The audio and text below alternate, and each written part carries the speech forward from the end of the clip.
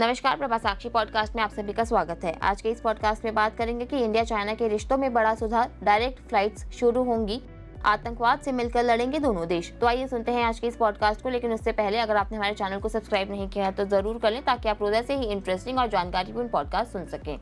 विदेश सचिव विक्रम मिस्री ने चीन के उप विदेश मंत्री सुन वेइदोंग के साथ बातचीत की और इस दौरान दोनों पक्षों ने भारत चीन द्विपक्षीय संबंधों में प्रगति की समीक्षा एवं जन केंद्रित सहभागिता को प्राथमिकता देते हुए संबंधों को स्थिर और पुनर्निर्मित करने पर सहमति व्यक्त की। विदेश मंत्रालय ने गुरुवार को हुई इस बैठक के बारे में बताया कि दोनों पक्षों ने दोनों देशों के बीच सीधी हवाई सेवाएं फिर से शुरू करने के लिए आवश्यक उपायों में तेजी लाने पर भी सहमति जताई। मिस्री ने इससे पहले 27 जनवरी को बीजिंग में सुन के साथ बातचीत की थी। विदेश मंत्रालय ने एक बयान में बताया है कि सुन 12-13 जून को भारत की यात्रा पर आए हैं। हम आपको बता दें कि सुन वेइदोंग भारत में चीन के पूर्व राजदूत और दक्षिण एशिया मामलों के लिए बीजिंग के प्रभारी हैं। अप्रैल में हुए पहलगाम आतंकी हमले और मई में भारत पाकिस्तान सैन्य संघर्ष के बाद यह चीन के किसी उच्च स्तरीय अधिकारी की पहली भारत यात्रा है। विदेश मंत्रालय ने बताया कि बैठक के दौरान दोनों पक्षों ने 27 जनवरी 2025 को बीजिंग में अपनी पिछली बैठक के बाद से भारत चीन द्विपक्षीय संबंधों में हुए विकास की समीक्षा की और लोगों को ध्यान में रखते हुए संबंधों को स्थिर बनाए और उनका पुनर्निर्माण करने पर सहमति जताई। विदेश सचिव ने इस साल कैलाश मानसरोवर यात्रा को फिर से शुरू करने में चीनी पक्ष के सहयोग की सराहना की। विदेश मंत्रालय ने कहा कि उन्होंने सीमा पार नदियों को लेकर सहयोग के लिए विशेषज्ञ स्तरीय तंत्र की अप्रैल में बैठक के दौरान हुई चर्चा का उल्लेख किया और इस पर प्रगति की उम्मीद जताई। विदेश मंत्रालय ने दोनों पक्षों ने दोनों देशों के बीच सीधी हवाई सेवाओं को फिर से शुरू करने के संबंध में कदमों में तेजी लाने पर सहमति जताई। विदेश सचिव ने एक नई हवाई सेवा समझौते को जल्द ही संपन्न होने की उम्मीद जताई। भारत और चीन ने वीजा सुविधा और मीडिया एवं थिंक टैंक के बीच आदान प्रदान के लिए व्यवहारिक कदम उठाने पर भी सहमति जताई।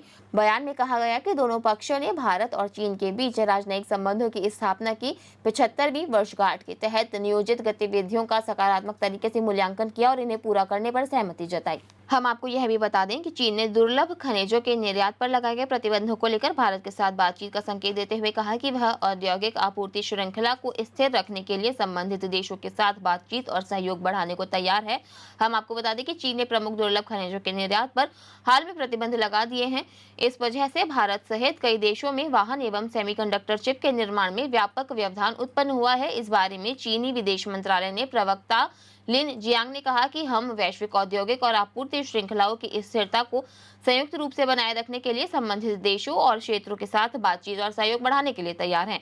हम आपको बता दें कि चीन के पास दुर्लभ पृथ्वी खनिजों का एकाधिकार है और लिहाजा निर्यात पर पाबंदी लगाने से वाहन एवं उद्योगों में दुर्लभ धातुओं की कमी हो गई है। इसे लेकर उद्योग जगत ने चिंताएं जताई हैं। वहीं नई दिल्ली में भारतीय विदेश मंत्रालय ने कहा कि वह व्यापार के लिए आपूर्ति श्रृंखला को लेकर अंतर्राष्ट्रीय चलन के अनुरूप स्थिरता एवं विश्वसनीयता लाने के लिए चीनी पक्ष के संपर्क में है।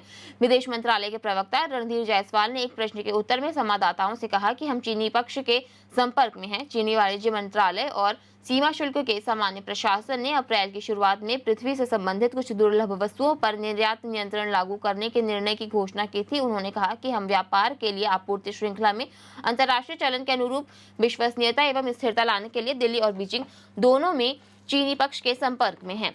इसके अलावा चीन ने पाकिस्तान के साथ अपने घनिष्ठ संबंधों के कारण आतंकवाद से निपटने में अपनी ओर से कोई भी अस्पष्ट या दोहरा मापदंड रखने की बात खारिज करते हुए कहा है कि इस खतरे से निपटना अंतर्राष्ट्रीय समुदाय की साझा जिम्मेदारी है। विदेश मंत्रालय के प्रवक्ता लिन जियान ने मीडिया ब्रीफिंग में कहा, मैं इस बात पर जोर देना चाहता हूं कि आतंकवाद से निपटने में चीन का रुख पहले की तरह स्पष्ट है।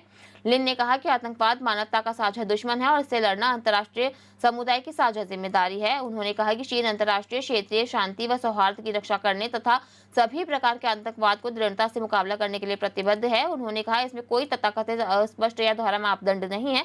हम आपको बता दें कि लिन भारतीय विदेश मंत्री एस जयशंकर द्वारा फ्रांसीसी अखबार ले फिगारो को दिए गए साक्षात्कार पर प्रतिक्रिया दे रहे थे।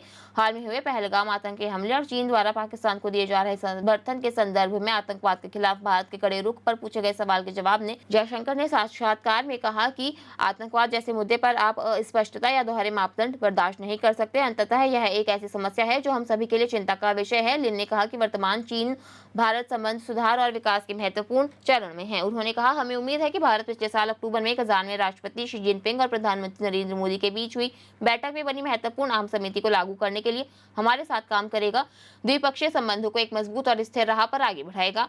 लिन की यह टिप्पणी ऐसे समय में आई है जब चीन के उप विदेश मंत्री सुई वेइदुंग बृहस्पतिवार को नई दिल्ली कोई 2 दिवसीय यात्रा पर हैं। हम आपको यह भी बता दें कि चीन के राष्ट्रपति शी जिनपिंग ने राष्ट्रपति द्रौपदी मुर्मू और प्रधानमंत्री नरेंद्र मोदी को संदेश भेजकर अहमदाबाद में विमान दुर्घटना के कारण हुए जान माल के नुकसान पर संवेदना व्यक्त की है। सरकारी समाचार एजेंसी शिन्हुआ की खबर के अनुसार शी ने चीन सरकार और लोगों की ओर से जानमाल के नुकसान पर गहरी संवेदना व्यक्त की, घायलों व शोक संतप्त परिवारों के प्रति सहानुभूति जाहिर की तथा घायलों के शीघ्र स्वस्थ होने की कामना भी की। चीन के प्रधानमंत्री ली क्विंग ने भी प्रधानमंत्री नरेंद्र मोदी को शोक संदेश भेजा है। शी ने ब्रिटेन के महाराजा चार्ल्स द्वितीय को भी एक अलग संदेश भेजा, जिसमें उन्होंने विमान दुर्घटना में मारे गए ब्रिटिश लोगों के प्रति दुख व शोक व्यक्त किया है। साथ ही चीन के प्रधानमंत्री ली ने ब्रिटिश प्रधानमंत्री कियर स्टारमर को शोक संदेश भेजा है। आज के लिए इतना ही। अगले पॉडकास्ट में किसी और मुद्दे पर देंगे आपको विस्तृत जानकारी। तब तक के लिए जुड़े रहें प्रभा साक्षी के साथ।